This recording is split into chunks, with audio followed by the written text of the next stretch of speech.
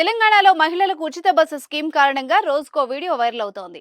ఉచిత బస్సు ప్రయాణం అమలు చేయడం ఏమో గానీ మహిళల నుంచి కొత్త కొత్త వింతలు చూడాల్సి వస్తోంది. ఇప్పటికే చాలా మంది మహిళలు సీట్ల కోసం జుట్లు జుట్లు పట్టుకొని కొట్టుకుంటున్న సంఘటనలు రోజుకొకటి చూస్తున్నాం.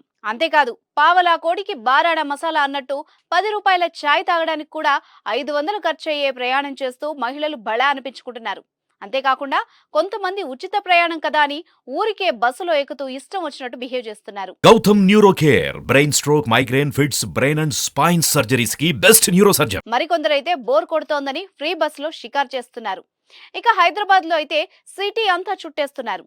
ఇలాంటి ఘటనలు రోజుకొకటి తారసపడుతున్న తరుణంలోనే మరో అనూహ్య ఘటన చోటు చేసుకున్నట్టు సోషల్ మీడియాలో ఒక వీడియో చక్కర్లు కొడుతోంది. తాజాగా ఇద్దరు మహిళలు బస్సులో కూర్చొని ఎంచక్కా బీడీలు చుట్టుకుంటూ ప్రయాణం చేస్తున్నారు. వీరు బీడీలు చుట్టే ప్రాసెస్ అంతా ఎవరో వీడియో తీసి సోషల్ మీడియాలో పోస్ట్ చేయడంతో అది కాస్త వైరల్ అయింది.